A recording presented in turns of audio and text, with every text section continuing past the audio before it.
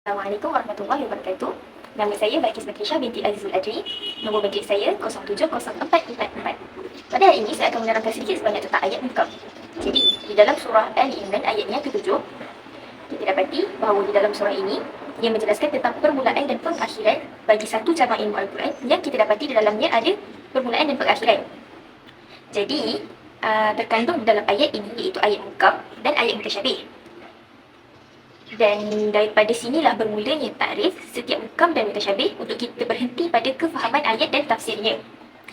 Jadi, pada sudut bahasa, mukam ialah ayat yang mudah diketahui secara langsung tanpa memerlukan keterangan lain. Mukam juga berasal dari perkataan ihkam yang bermaksud kekukuhan, kesempurnaan, kesaksamaan dan pencegahan.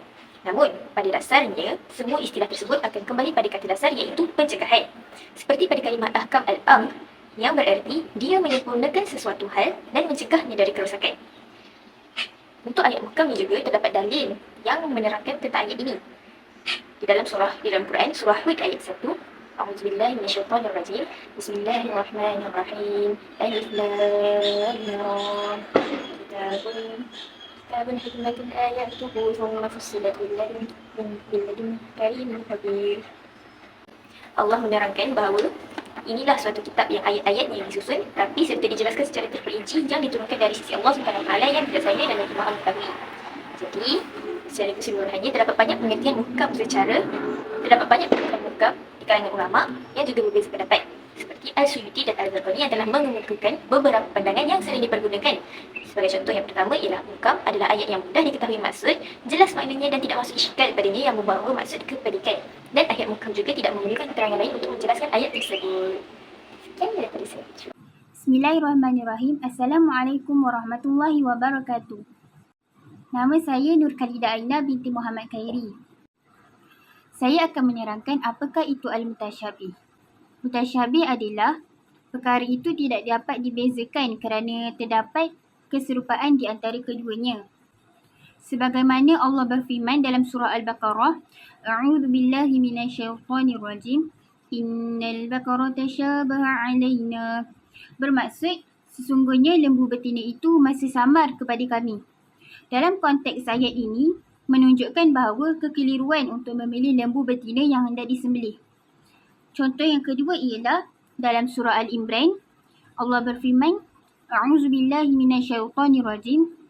Wallazi anzala 'alaikal kitaba minhu ayatun muhkamatun hunna ummul kitabi wa ukharu mutasyabihat. Shadaqallahu 'azim.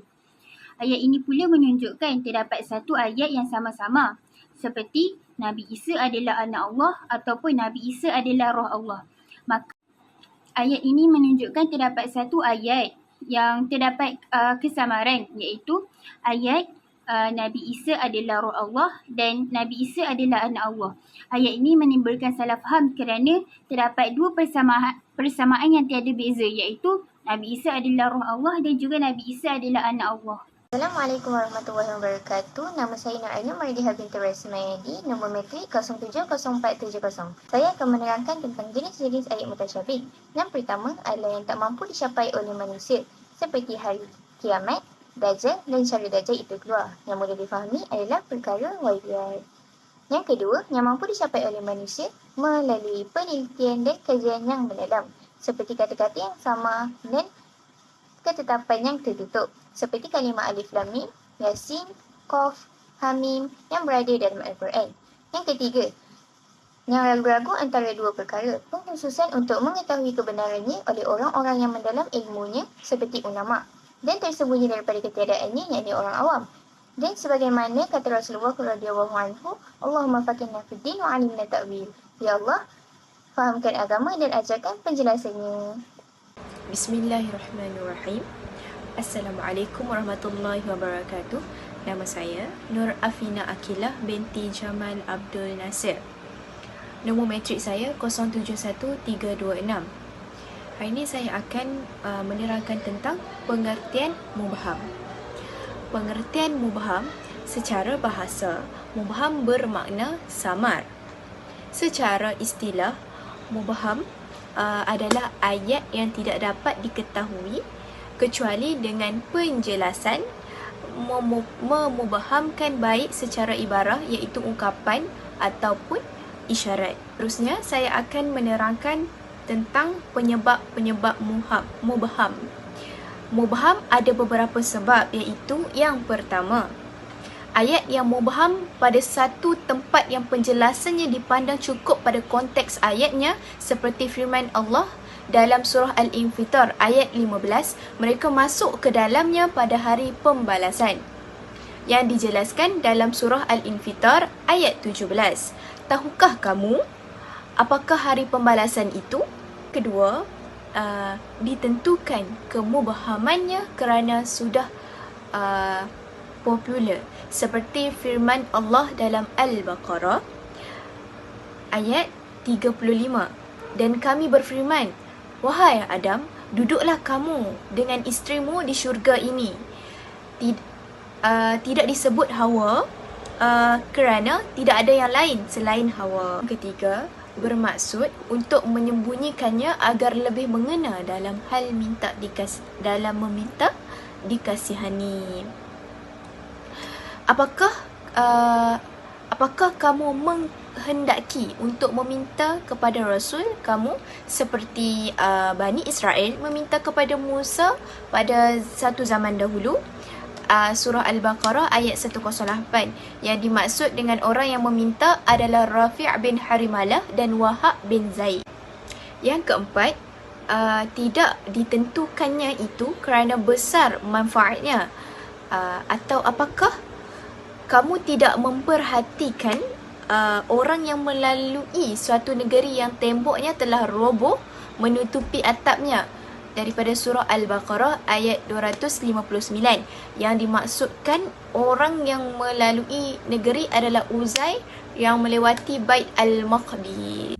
Assalamualaikum warahmatullahi wabarakatuh. Nama saya Anis Adlina binti Mat Daud. Nombor matrik saya ialah 071442.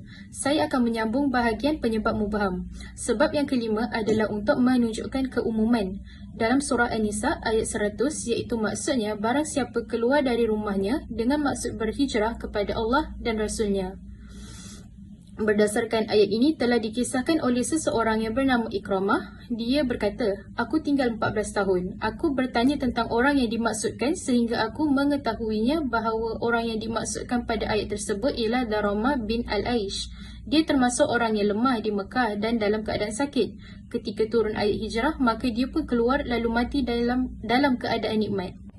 Sebab yang keenam ialah untuk menunjukkan keagungannya dengan sifat yang menyeluruh tanpa menyebutkan nama. Dalam surah An-Nur ayat 22 yang bermaksud, dan janganlah orang-orang yang mempunyai kelebihan dan kelapangan di antara kamu bersumpah bahawa mereka tidak akan memberi bantuan kepada kaum kerabatnya dan orang-orang miskin dan orang-orang yang berhijrah pada jalan Allah. Yang dimaksudkan pada ayat tersebut ialah Abu Bakar. Sebab yang terakhir adalah meremehkannya dengan sifat yang semakin berkurangan. Dalam surah Al-Kawthar ayat 3 yang bermaksud, sesungguhnya orang-orang yang membenci kamu, dialah yang terputus. Yang dimaksudkan pada ayat tersebut adalah Al-Ashi bin Wail Al-Sahmi. Seterusnya adalah perbezaan antara mutasyabih dan mubham.